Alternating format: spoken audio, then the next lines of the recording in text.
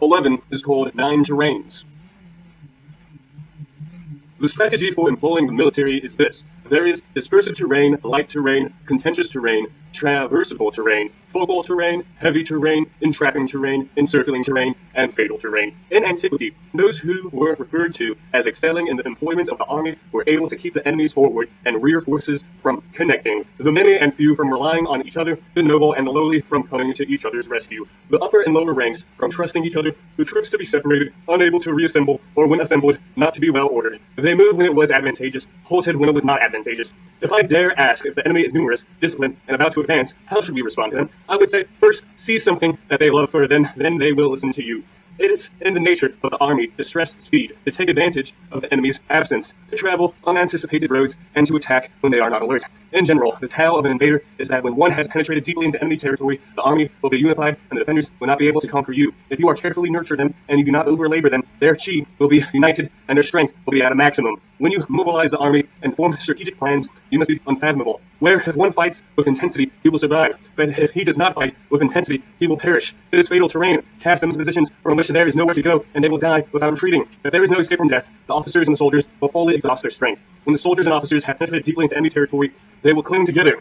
When there is no alternative, they will fight. If it is in their nature of the army to defend when encircled, to fight fervently when unavoidable, and to follow orders when compelled by circumstances. For this reason, even though the soldiers are not instructed, they are prepared without seeking it. Their cooperation is obtained without covenants. They are close together without issuing orders. They are reliable, prohibit omens, eliminate doubt, so that they will die without other thoughts. If our soldiers do not live long lives, it is not because they abhor longevity. On the day that the orders are issued, the tears of the soldiers who are sitting will soak their sleeves, while the tears of those lying down will roll down their cheeks. However, if you throw them into a hopeless situation, they will have the courage of the great assassins. Unify the soldiers' courage through the Tao of control. Realize appropriate employment of the hard and soft through the patterns of terrain. Thus, one who excels at employing the army leads them by hand as if they were only one man, so they cannot avoid it. It is essential for a general to be tranquil, austere, upright, and self-disciplined, and able to stupefy the eyes and ears of officers and troops, keeping them ignorant. He alters the management of affairs and changes his strategies to keep other people from recognizing them. He shifts his position and traverses indirect routes to keep other people from being able to anticipate him. At the moment the general has designated with him, it will be as if they ascended a height and abandoned their ladders. The general advances with them deep into the territory of the feudal lords, and then releases the trigger. He commands them as if racing a herd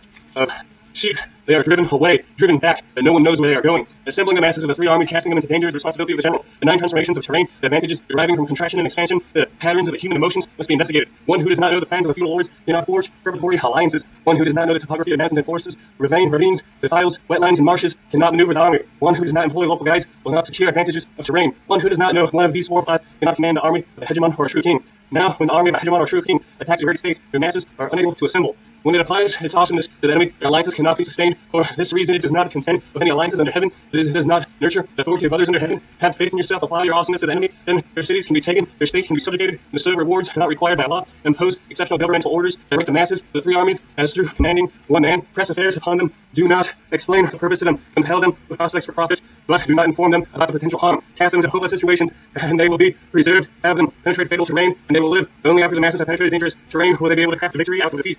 The prosecution of military affairs lies in according with and learning in detail the enemy intentions. If one then focuses his strength towards the enemy, strikes 1,000 kilometers away, and kills their general, it is termed being skillful and capable in completing military affairs. For this reason, on the day government mobilizes the army close by passes, destroy all localities, and do not allow the emissaries to pass through, hold intense strategic discussions, and the upper full of the temple orders to bring about the execution of affairs. If the enemy opens the door, you must race and attack, but they first do not fix any time for battle, passes, and react to the enemy in order to determine the strategy for battle. For this reason, at first, be like a virgin at home, later when the enemy opens the door, be like a fleeing rabbit. Then the enemy will be unable to withstand you.